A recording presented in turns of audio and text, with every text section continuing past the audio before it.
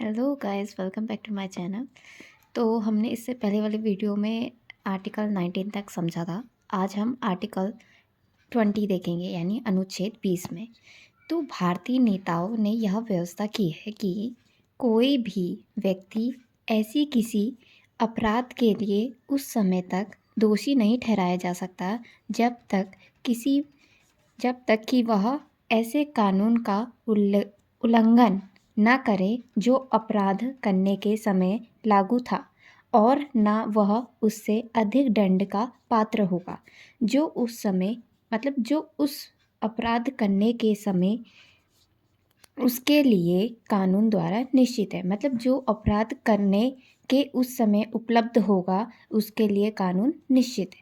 यह व्यवस्था की गई है कि अब जिसने अपराध किया है उसके लिए यह व्यवस्था किया है कि एक ही अपराध के लिए एक से अधिक बार दंड नहीं दिया जाएगा। मतलब जिसने अपराध किया है उसको एक से अधिक बार दंड नहीं दिया जा सकता है, और ना ही किसी व्यक्ति को स्वयं अपने विरुद्ध साक्षी होने के लिए बाध्य ही किया जाएगा।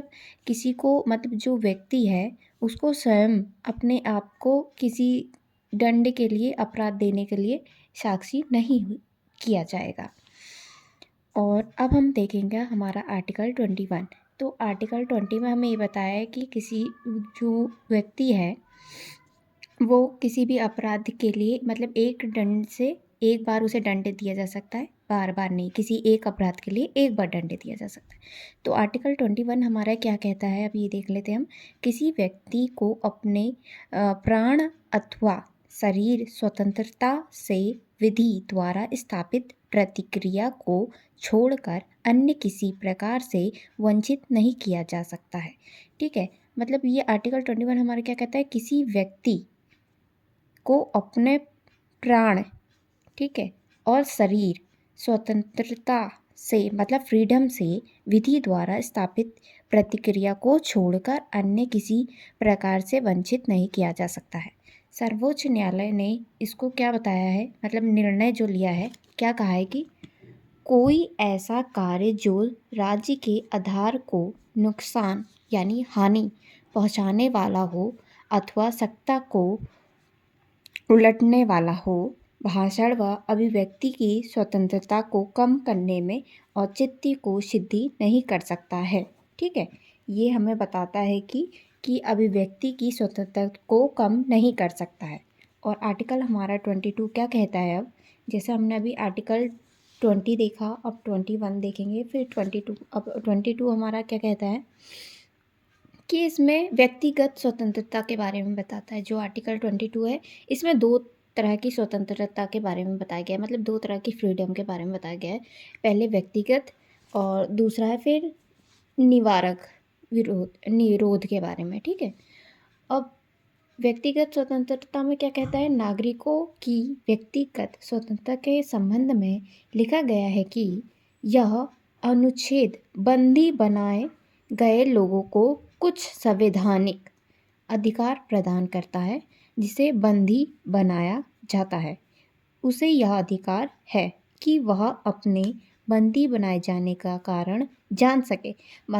ये व्यक्तिगत स्वतंत्रता हमारा पर्सनल राइट है, फ्रीडम है, जो भी है, ठीक है, उसको ये कहा गया है कि उसको ये अधिकार है कि अगर उसको बंदी बनाया जा रहा है या ले जाया जा रहा है किसी भी, जैसे कानून, जैसे पुलिस हमें पकड़ के ले जा रही है, उसको ये राइट होता है कि वो उसे क्यों पकड़ के ले जा रही है, उसको ये जानने का अधिकार होता है, जानने का कारण जान सके। ऐसे व्यक्ति को 24 घंटे के अंदर निकटतम मजिस्ट्रेट के समक्ष पेश किया जाना आवश्यक होता है। ठीक है, अब जो हमारा जो सेकंड वाला था निवारक निरोध वाला, वो क्या कहता है कि सरकार निवारक निरपेक्ष को तोड़ फोड़ करने वाले तथा समाजवाद विरोधी तत्वों के विरुद्ध मनोवैज्ञानिक दृष्टि से महत्वपूर्ण हथियार के रूप में प्रयोग करेगी। ठीक है, ये हमारा क्या कहता है कि सरकार विवारक निरपेक्ष को तोड़फोड़ करने वाले तथा समाजवाद विरोधी तत्वों के विरुद्ध मनोविज्ञान दृष्टि से महत्वपूर्ण हथियार के रूप में प्रयोग करेगी। जो महत्वपूर्ण उसको हथियार और रूप से मनोवैज्ञानिक दृष्टि से देखा जाता है उसमें प्रयोग किए।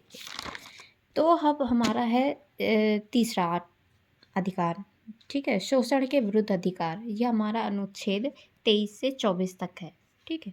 अब भारतीय संविधान के अनुच्छेद 23 से 24 तक में इस अधिकार का उल्लेख किया गया है। अब हम इसको पॉइंट में अगर समझें तो ज़्यादा अच्छा होता है, ठीक है। दो पॉइंट्स में मैंने इसको डिवाइड किया है।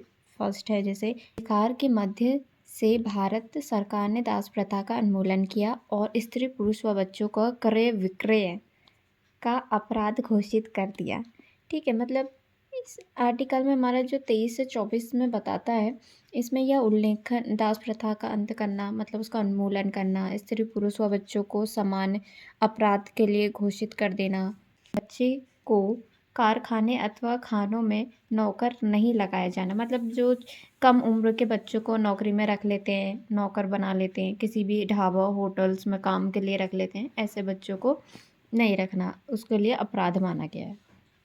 और अब जो हमारा चौथा है अधिकार, ठीक है, धार्मिक स्वतंत्रता का अधिकार, ठीक है, राइट टू फ्रीडम वाला। तो अब हमारा किस में आता है, अनुच्छेद 25 से 28 तक आता है। तो इसको भी हम पॉइंट्स में जान लेते हैं। भारत को धर्मनिरपेक्ष राज्य बताया गया है। संविधान समस्त नागरिकों को धार्मिक स्वतंत्रता प्रदान करता है। संविधान के अनुसार राज्य के प्रत्येक नागरिक को अंतःकरण की स्वतंत्रता प्राप्त है। वह अपनी इच्छानुसार किसी भी धर्म का पालन कर सकता है। ये हमारी धार्मिक स्वतंत्रता का अधिकार बताती है।